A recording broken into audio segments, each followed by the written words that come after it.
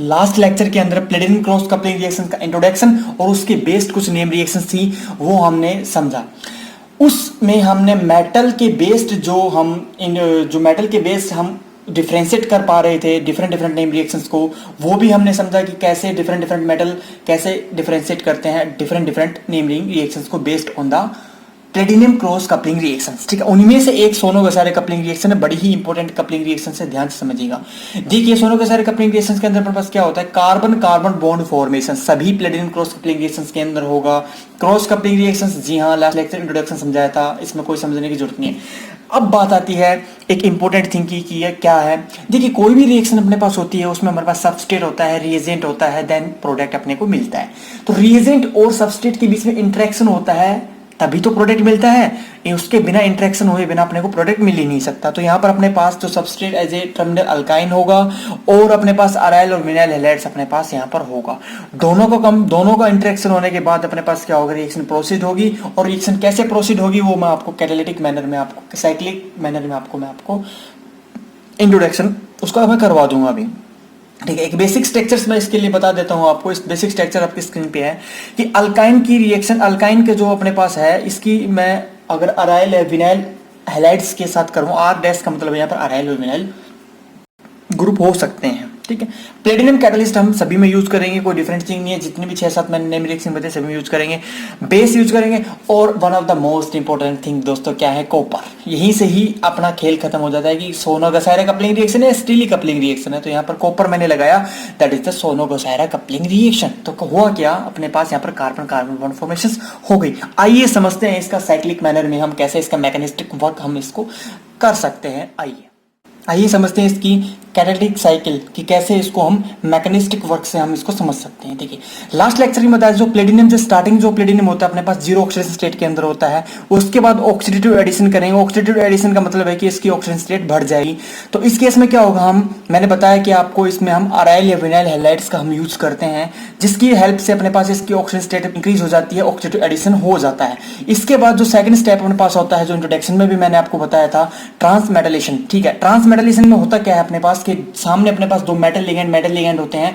तो उसमें क्या होता है कि अपने पास मेटल का आपस में क्या होता है, मतलब कि ट्रांसमेटलेशन अपने पास वहां पर अकर होता है। ठीक है, वो भी मैंने आपको लास्ट लेक्चर में आपको डीपली तरीके से बताया था। अब क्या करना है, यहाँ पर एक छोटी सी चीज मैं आपको समझा देना चाहता हूँ।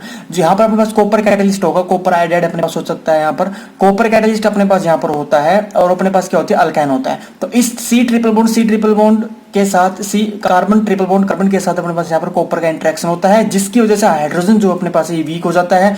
और ये वीक हाइड्रोजन हम ट्राई अल्काइल अमीन के साथ अपने पास क्या कर सकते हैं, इसको हम H प्लस मतलब एब्स्ट्रैक्ट कर सकता है। ये वाला बेस एज ए बेस ये इसको एब्स्ट्रैक्ट करेगा। इसको एब्स्ट्रैक्ट करने के बाद अपने पास यहाँ कॉपर के साथ डायरेक्ट इंटरेक्शन इसके साथ हो जाएगा, इस कार्बन के साथ। और ये डायरेक्ट इंटरेक्शन होने के बाद ट्रांसमेटलेशन करना बहुत ही ईजी है। कैसे ईजी है, जो अपने पास जो लिविंग ग्रुप होता है ये निकल जाएगा और ये इसके साथ CuX के साथ ये निकल जाएगा और इस कार्बन का जो अटैचमेंट है वो सीधा प्लेटिनम मेटल के साथ हो जाएगा। That is the transmetalation process. ठीक है, इसके बाद अपने पास ट्रांसिस आइसोमराइजेशन होता है। इसका मतलब क्या है, अपने पास इसको हम मैनेज कर लेते हैं ट्रांसिस इन आइसोमराइजेशन करके। और उसके बाद लास्ट स्टेप अपने पास रिएक्टिव एलिमिनेशन होता है, जिसके बाद अपने पास वापस ये प्लेटिनम जीरो ऑक्सीजन स्टेट में आकर वापस आ जाती है प्लेटिनम जीरो ऑक्सीजन स्टेट के अंदर। यही इसकी कैटालिटिक साइकिल है, यही इसकी ब्यूटी है इस रिएक्शन के अंदर कि ये वापस से अपने पास प्लेटिनम जीरो ऑक्सीजन स्टेट के अंदर आ जाएगा। और पूरी होल प्रोसेस एक सिंपल होल प्रोसेस है, कोई डिफरेंट थिंग इसमें मैंने नहीं बताई। इंट्रोडक्शन में जो बताया वो भी यहाँ भी मैंने वही बताया, कुछ एक दो टर्म्स नहीं ऐड होती हैं, वो मैंने आपके सामने इंट्रोड्यूस करवाई मैंने आपको उसके बारे में कि ये ऐसे ऐसे होता है। ठीक है, अब कुछ मैं आपको बातें बताने वाला हूँ इसकी रिएक्टिविटी के बेस्ड पर। इसकी रिएक्टिविटी की बात करूं मैं तो इस केस में जो विनाइल जो ग्रुप होता है ना, उसकी रिएक्टिविटी अराइल की कंपेयर में ज्यादा होती है। मींस आपके सामने दो कंडीशन रखें तो किसके साथ जल्दी रिएक्ट करेगा, तो विनाइल के साथ जल्दी रिएक्ट करेगा एज कम्पेयर टू अराइल। तो इस केस में भी अपने पास हेलोजन वाला ग्रुप भी मैटर करते हैं। अगर आयोडाइड आया और ट्रिफ्लेट आया या ब्रोमाइड आया या क्लोराइड आया, तो इस ऑर्डर के हिसाब से हम उसको डिफाइन कर सकते हैं कि किसकी रिएक्टिविटी ज्यादा होगी, किसकी रिएक्टिविटी कम होगी। Vinyl iodide, vinyl triflate, vinyl bromide, vinyl chloride, aryl iodide, aryl triflate, aryl bromide, aryl chloride. ठीक है, तो यहां से अपने को कोई प्रॉब्लम नहीं होनी चाहिए। On the basis of the reactivity we can solve. ये क्वेश्चंस आपके सामने रखा तो आपके दिमाग में क्वेश्चंस आएगा, सर आपने कहा था कि जिसमें कॉपर हो वही सोनो कैसारे कपलिंग रिएक्शन होगी? ऐसा नहीं है। ऐसा इसलिए नहीं है क्योंकि कॉपर के बेस्ड कुछ लिमिटेशन आई। जी हाँ, एनवायरमेंटल अनफ्रेंडली कॉपर हमारे पास लिमिटेशन बन के रहता है इस केस के अंदर, इसलिए हमने कॉपर फ्री सोनो कैसारे कपलिंग रिएक्शंस का मॉडिफिकेशन किया और वही आज के केस में हम पढ़ते हैं।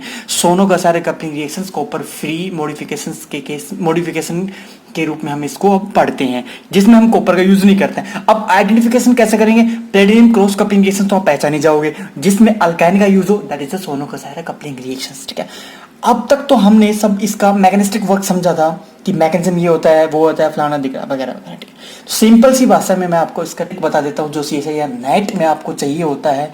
वैसे तो देखिए, अब जो आपके MSc के एग्जाम होते हैं, थ्योरेटिकल एग्जाम होते हैं, उसमें तो आपको सारी कैटालिटिक साइकिल बनानी पड़ेगी, उसके बारे में लिखना भी होगा, जब जाके आपको 5-6 नंबर मिल जाते हैं उस केस में। लेकिन CSI नेट में ऐसा नहीं होता है। CSI नेट के अंदर हम सिर्फ हमें ट्रिक आनी चाहिए सोल्व करने की, और ये तो डायरेक्ट क्वेश्चन पूछे जाते हैं, मैंने पहले भी आपको कहा था। ठीक है, तो ट्रिक क्या है?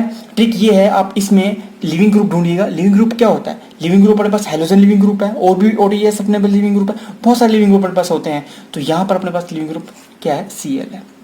Cl लिविंग ग्रुप आपने ढूंढ लिया तो उसको रिमूव कर दीजिएगा और इस अल्काइन को सीधा यहाँ अटैचमेंट कर दीजिएगा। आपकी रिएक्शन कंप्लीट, आपकी रिएक्शन कंप्लीट। यही है इसकी ट्रिक, और कुछ नहीं है इसकी ट्रिक। सभी क्वेश्चंस में A से Z कितना ही हार्ड क्वेश्चन हो दोनों के सारे कपलिंग रिएक्शंस के अंदर, अगर ये ट्रिक आपको पता है और मैकेनिस्टिक वर्क आपको पता है जो आज मैंने बताया आपको, इनफ है इस रिएक्शंस को सोल्व करने के लिए। CSI नेट का हर क्वेश्चन इससे सोल्व हो जाएगा।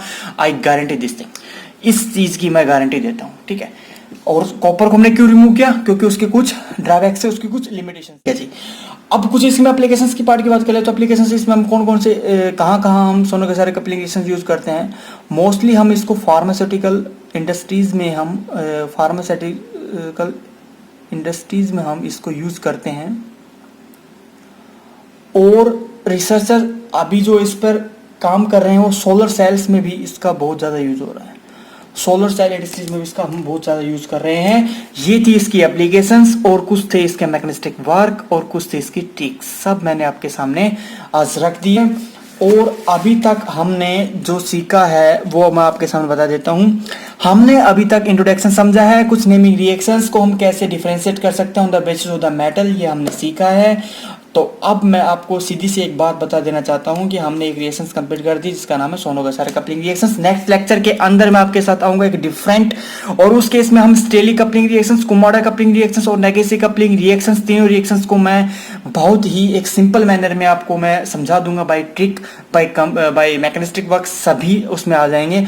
वो भी बहुत ही शॉर्ट वीडियो आपके सामने मैं जल्दी लाऊंगा। Thank you so much. और यार लाइक कर दिया करो, उससे मेरे को थोड़ा सा मोटिवेशन मिलता है जिससे मैं ये वीडियो बना सकूं और भी ज़्यादा आपके लिए। ठीक है।